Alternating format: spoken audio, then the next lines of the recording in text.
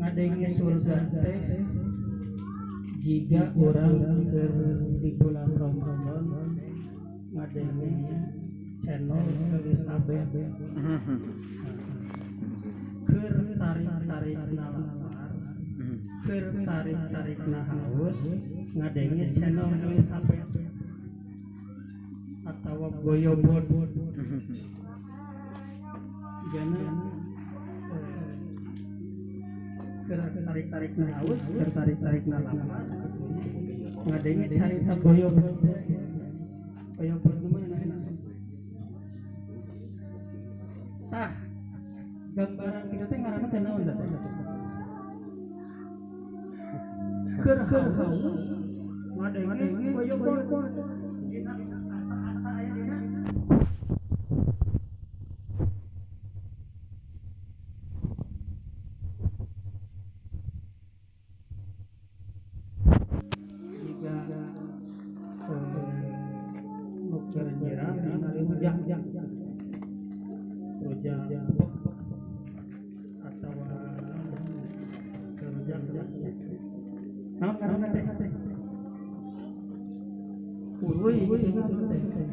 ngarui bahasana sana.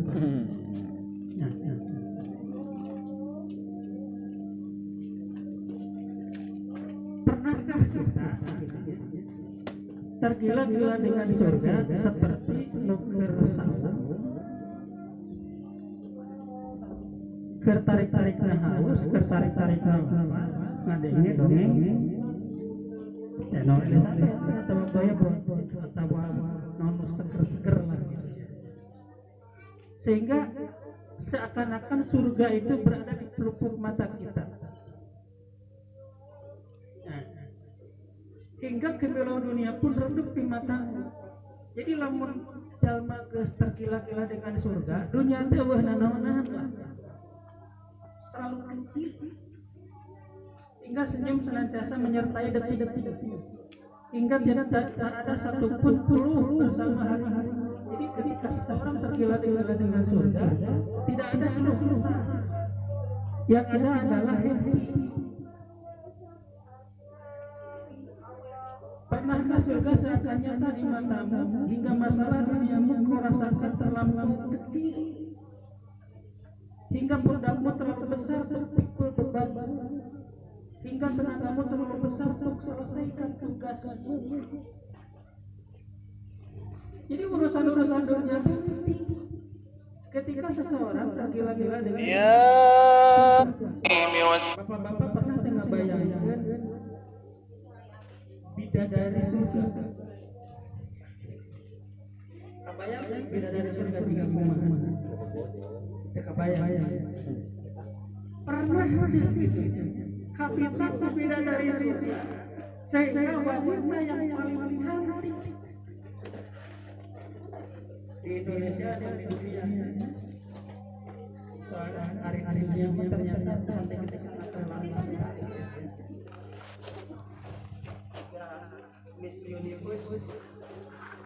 Miss Universe saya nanti Amerika.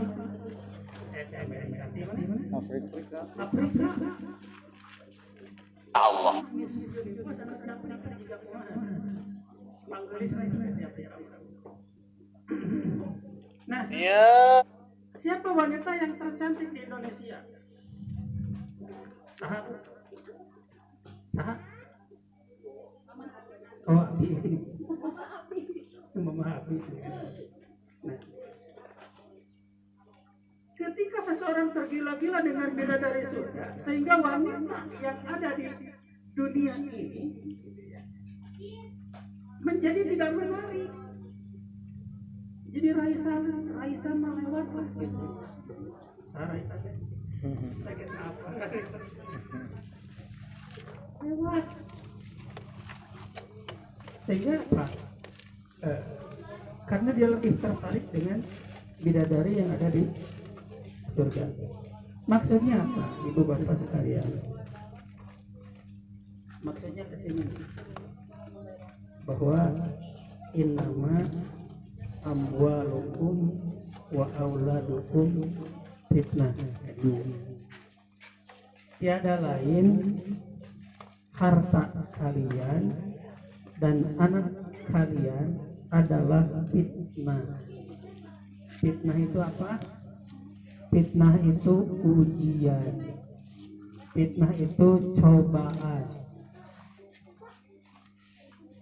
Ibu bapak ari ngadidik budak gampang hese. Gampang susah. Gampang susah.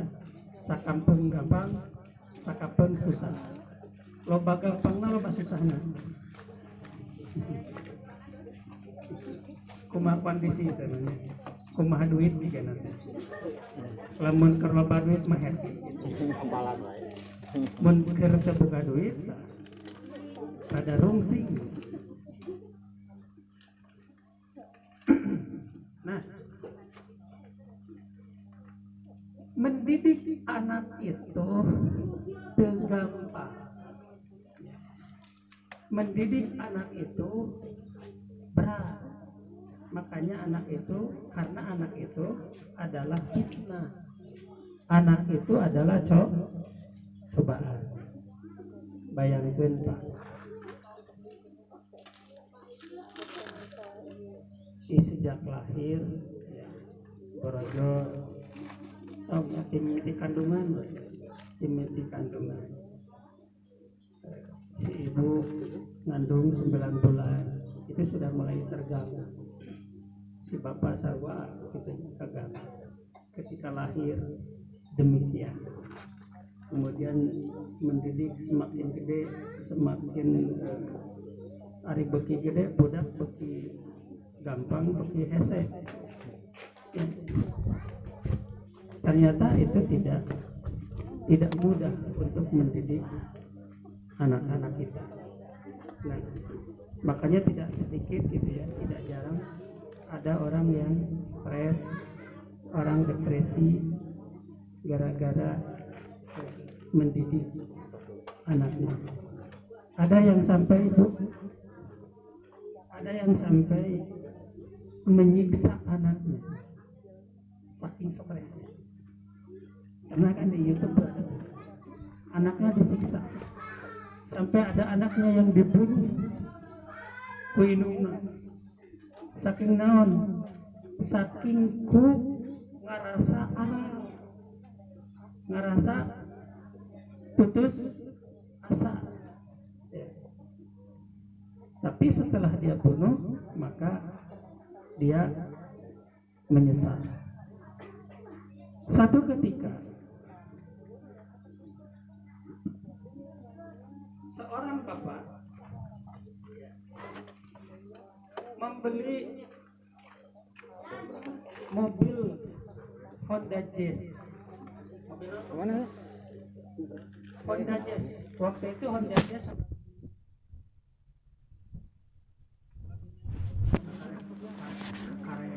bijil.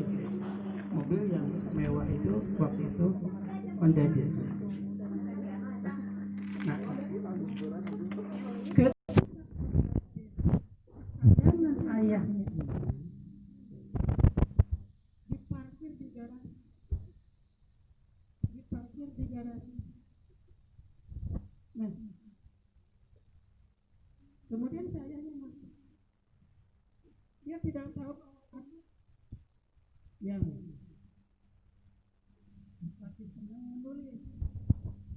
Sekolah dikerjakan penulis.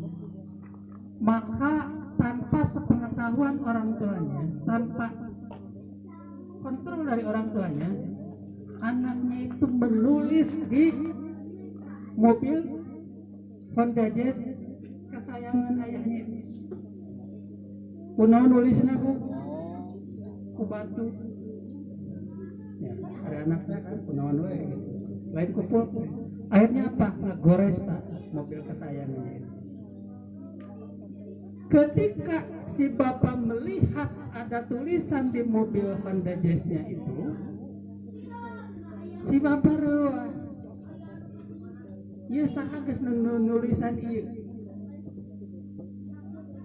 Maka diselidiki, ternyata anaknya sendiri. Dipanggil anaknya. apa kamu yang menulis mobil ini? Ya betul ayah. Si anak menceritakan bahwa benar dia yang menulis di mobil itu dan dia dengan penuh kebanggaan. Ayah, aku sudah bisa menulis. Si anak kamu bangga. Bapaknya bangga. Satu mobil wajarnya ditulisan. Akhirnya apa bu? Mana tanganmu yang dipakai menulis di mobil ayah itu? Ini ayah. Kusi ayahnya teh dicepretan. Sama ayahnya dicepret. Sampai berdarah. Sampai luka. Ku inungna dicarek teu bisa ditahan. Cicingnya teh. Kudu dididik budak ieu. Harus diberikan pelajaran. Supaya apa? Supaya dia bisa mencintai harta gitu. Supaya bisa menghargai barang. Kudu dididik. Kemudian kata pembantunya, Pak, gimana kalau anak ini kita bawa ke dokter? Jangan, betadin aja. Betadin gak cager. Setelah sekian lama, lewat 2 minggu, maka terjadilah pembusukan di tangan anaknya itu. Dibawa, kemudian si ayahnya panik, kemudian ayo kita bawa ke dokter. Dibawa ke dokter, masuk ruang operasi, dan diamputasilah tangan sang anak itu. Nah, ketika si anak ini membuka matanya, dia kaget luar biasa. Kenapa? Karena melihat tangannya sudah tidak ada. Maka anak itu menangis, meminta maaf kepada bapaknya. Bapak, mohon maaf Bapak, ampun Bapak. Ayah, kembalikan tanganku ayah. Aku tidak akan menulis lagi mobil ayah. Aku tidak akan menulis lagi, kembalikan lagi tanganku ayah. Hadirin ya dua tema lima pengurus. Setiap kali ibunya menyuapi anaknya itu senantiasa begitu.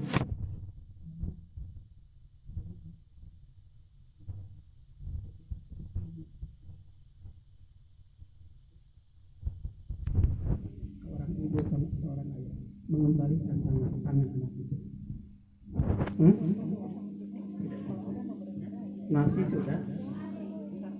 Nasi sudah menjadi masih leheng, masih sudah menjadi bubur.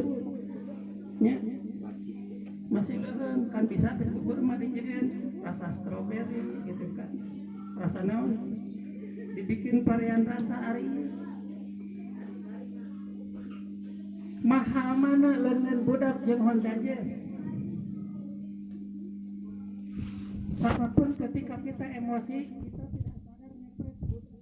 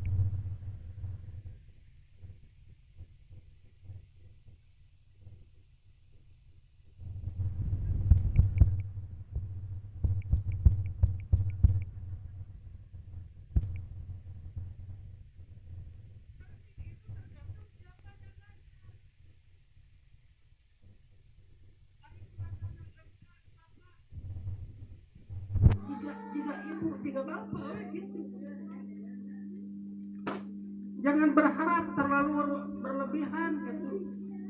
Saya ngaca ayam tiga Sahrul Gunawan ini mah bisa biasa kira kebuktianan. Jangan mimpi bangetan jika dina kaca cerminan juga ini Ramadan. Ya. Anak itu cermin. Cermin siapa? Cermin kedua orang.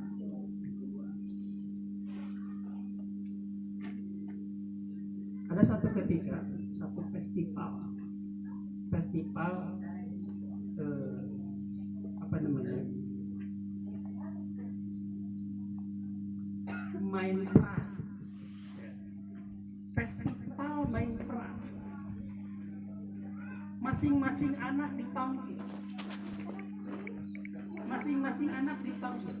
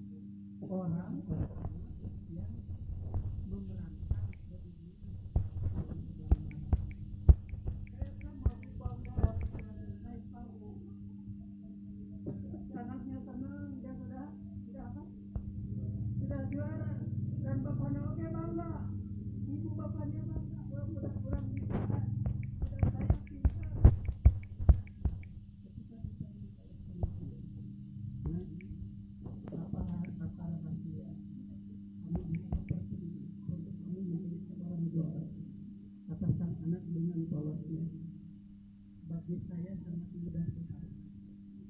Kenapa saya bisa memerankan bagaimana orang yang marah kalau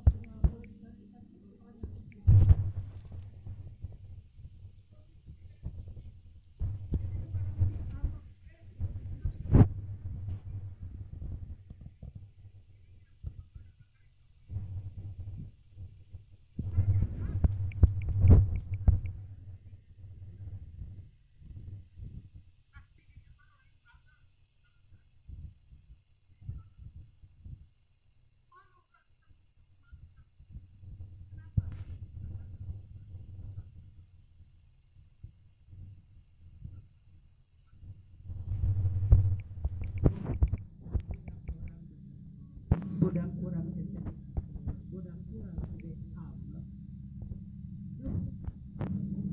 tong menyalahkan si itu si eta maka jeung salah bapak salah hidup kamu menyebutkan salah tetangga urusan anak jeung tetangga eta mah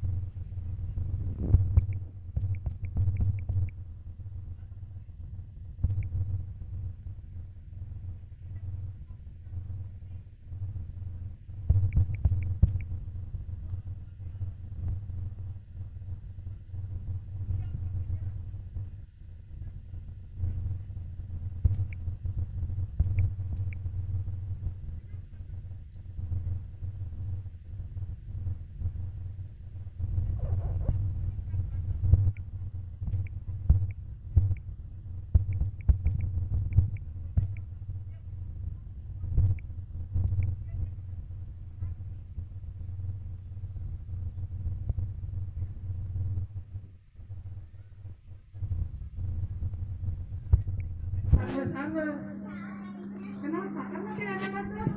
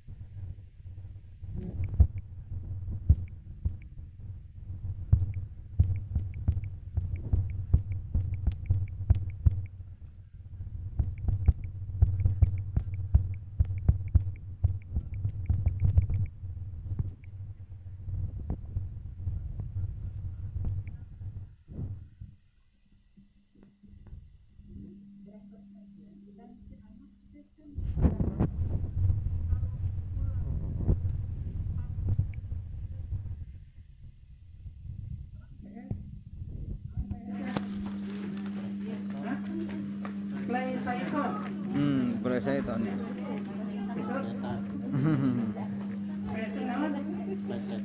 Play Saiton. Non play Saiton.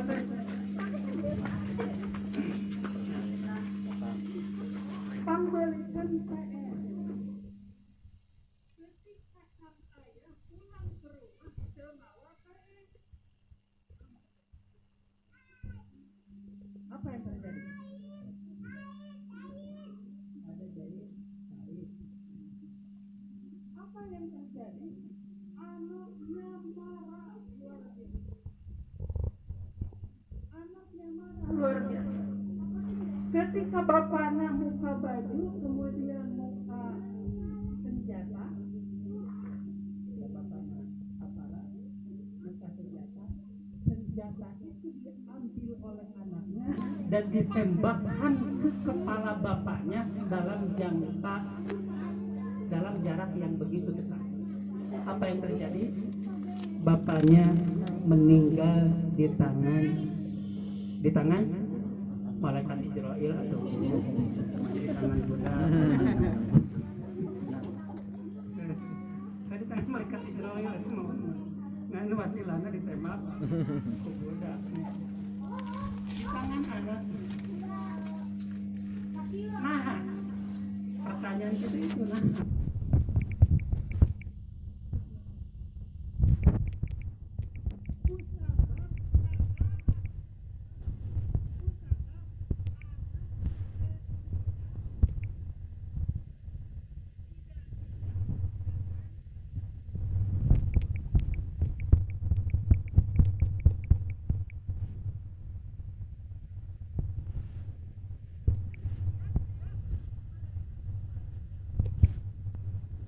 Sesuai dengan kahayannya.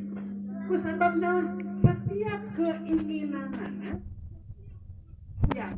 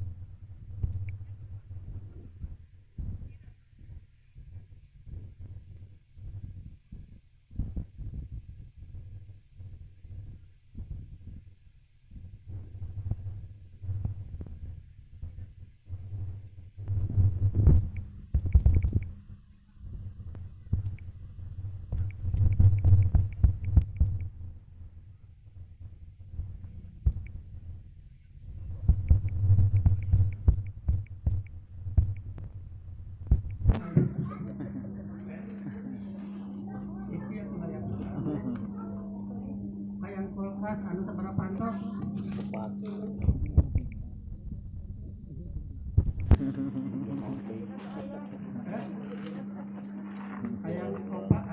Hayang pulang Pak.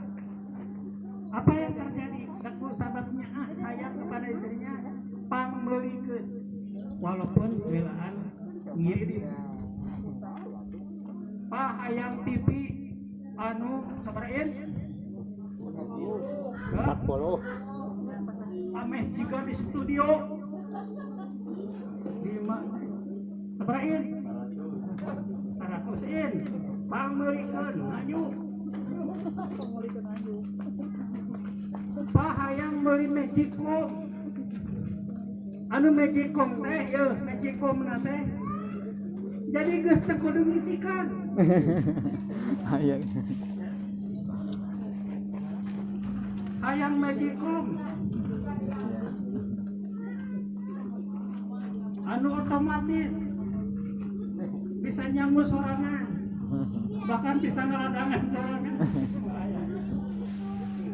Pangmeulikun maju. Da eta we dihitung-hitung di imahna tanya, di imahna. Ya, di imahna. Da kabehan teh menang maju. TV menang maju, kulkas menang maju. Nanti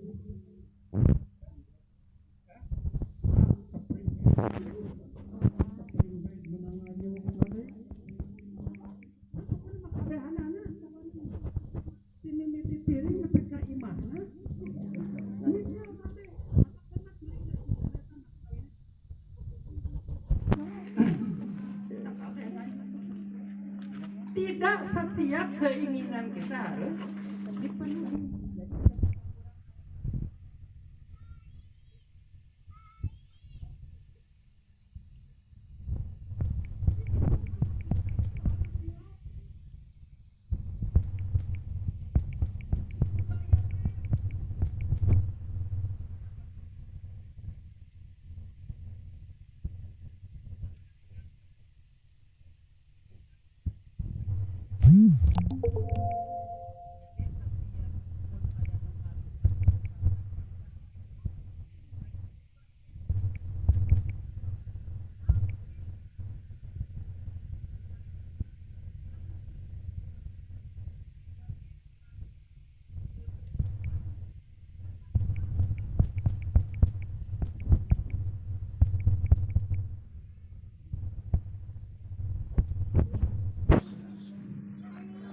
Si emang itu dia itu lagi usaha, lagi jualan, yang ini kan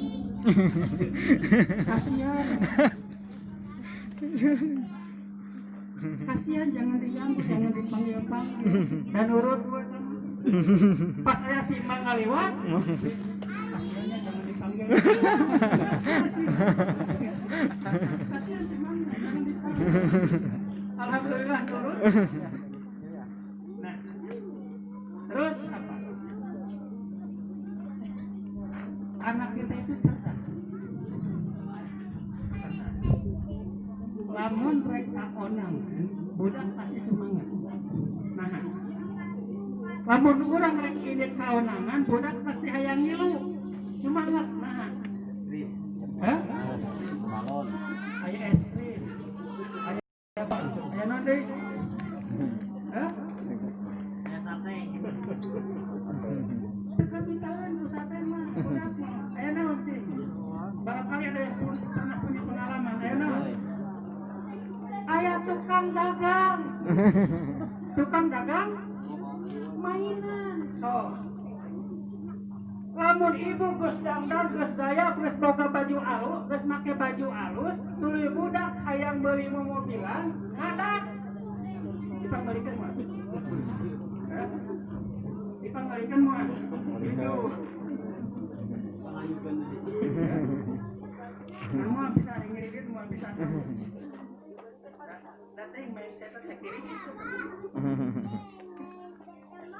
jangan dibiasakan hidup diri kita. Nah pasti kurang dipanggalihkan. Nah era atuh geus make baju gagah-gagah kieu budak ayah kahayang teh jadi pangmelikeun nepi ka cari kolong seran teh budak. Karena harga diri pangmelik isukna teh kawanangan deui pasti budakna hayang ngilu deui nah hayang ngilu deui hayang meuli mainan deui dalam pikiran budakna lamun hayang meuli mainan kudu ngilu kawanangan balikna pasti dipangmeuli dalam mau di mana pasti kalau dicarekan ku indung kan gitu strategi anak itu bermain strategi maka berikutnya itu akan berulang maka akan menjadi kebiasaan ya. Kawanangan pangmerikeun balik ka imah jadi sampah tuh gitu ya. Nah ibu belajar ya tidak setiap keinginan anak harus dipenuhi. Strateginya gimana? Strateginya di imah geus dibere pijakan. Kita akan coba memenuhi undangan saha terangkeun ku urang dan di situ kita tidak akan membeli mainan bahwa mainan kita sudah banyak dan itu bisa jadi sampah. Gimana? Disepakati dulu. Mau beli mainan ya? Oh kalau misalnya mau beli mainan ya kita bagaimana kalau kita tidak berangkat saja? Karena tujuannya bukan ke situ. Nah, terjadilah di situ komitmen. Nah, ketika terjadi komitmen, Bu, ini kayak itu mengalir dina hayang ngaret nangge bebeja heula. Boleh lihat. Beli enggak perlu lihat aja. Oh boleh, tapi orang nggak hati. Aduh, ujian di situ, ujian. Budak ninggalian sekarunya. Dan orang tepang beli ke cilaka dewa. Naon kita yang melanggar kok. Nah, jadi memang keinginan apa kita harus bisa mengendalikan keinginan harus dilatih supaya anak itu tidak manja. Hati-hati anak yang manja itu mentalnya rapuh, tidak memiliki pemadegan pendirian. Itu bisa itu yang kedua. Yang pertama apa tadi? Memberikan batasan. Yang kedua, mengendalikan keinginan. Nah, yang ketiga, ada bahasa seperti ini. Mama ditinggalkannya. Kata alamat itu. Budak teh hese mani teh hararese ditinggalkan sia ku mama. Pernah ngalaman? Budak hese nanaon ditinggalkan sia ku mama. Itu akan membentuk pola pikir. Jadi satu ketika si anak mengalami yang namanya trauma ya. Satu kejadian di mana ketika ku ibuna diajak si anaknya tengah buku kemudian cek indungna teh ku indungna dikerem di kamar kalau ditinggalkan sehingga si anak itu trauma. Jadi lamun diancam ke indungna sok mama ditinggalkan itu adalah kata-kata yang ampuh, kata-kata yang sakti. Pokoknya mah ibu geus apal kartuna saya budak ieu mah lamun ditinggalkan si mama nurut. Kercuri ditinggalkan ke mama nurut jempek langsung. Eta kercuri langsung jempek. Makanya cek ibu teh pokoknya mah bapakeun. Bapak mah geus tau riweuh lah bapak mah itu ke mama eta mah. Naon senjatana tinggalkan si mama. Apa yang terjadi itu? Terbentuk dalam pola pikir anak itu tidak mau ditinggalkan. Kemudian anak ini tumbuh dewasa, ya, menjadi seorang gadis. Kemudian dia punya hubungan spesial dengan lelaki. Satu ketika teman spesialnya itu, ya, punten, dia ngajak main, ngajak ngajak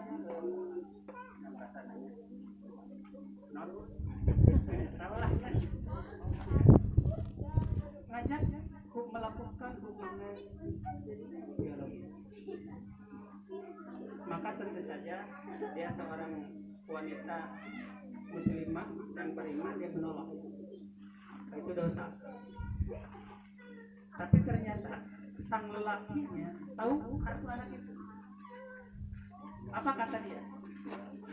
Sok ya. Lamun tedai berhubungan dengan saya diputuskan, sama saya ditinggalkan. Takut, ternyata kata-kata itu masuk. Dia sangat ketakutan sekali dengan bahasa itu. Tidak mau ditinggalkan, tidak mau putus. Akhirnya apa? Dia memberikan apa? Enggak bisa. Dia memberikan harta yang paling mahal di dalam diri, kehormatannya. Dia memberikan gara-gara mana? Takut ditinggal. Makanya hati-hati.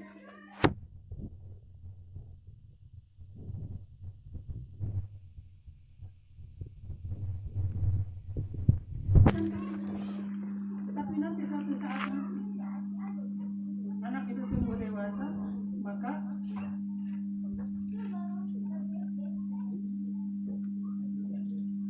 anak itu tumbuh dewasa ternyata mentalnya satu lagi nitip bapak-bapak nih. Seorang bapak itu harus dekat dengan anak perempuannya. Kenapa? Karena idola seorang anak perempuan itu bapaknya. Wayahna bapak-bapak yang punya anak perempuan kudu deket, kudu budak teh wani curhat ka urang. Kenapa? Karena kalau kita bukan figur dia, kalau kita tidak dekat dengan dia, maka dia akan mencari sosok lelaki yang lain. Iya, beja-beja. Ini rahasia orang-orang. Saya punya saudara. Dia punya anak perempuan. Setiap berangkat kuliah diantarkan nanti namanya oleh laki-laki yang sudah punya istri, budak. Jadi setiap kuliah itu berangkat kerja itu kan ngobrol gitu. Dia kurang dekat dengan bapaknya karena bapaknya itu kerjanya jauh.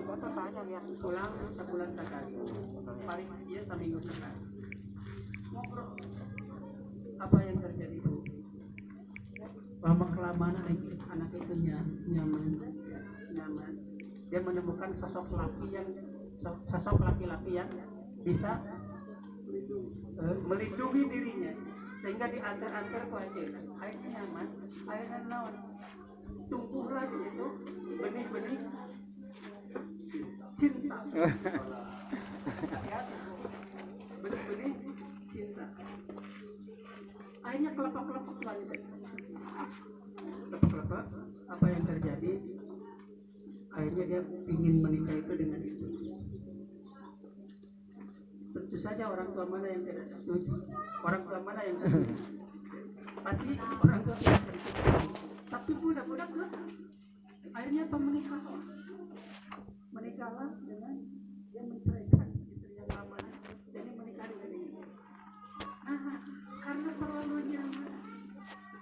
Saya kurang. Saya tidur di tengah. Sepira. Mas. Mbak, tolong bikinin saya teh ya. Mbak, mau teh tawar atau teh manis? Mbak, saya bikin teh tawar aja ya. Kenapa mas? Karena melihat teh melihat teh sudah manis. Itu wanita itu bisa terpesona. Kalau pakai bahasa juga gitu.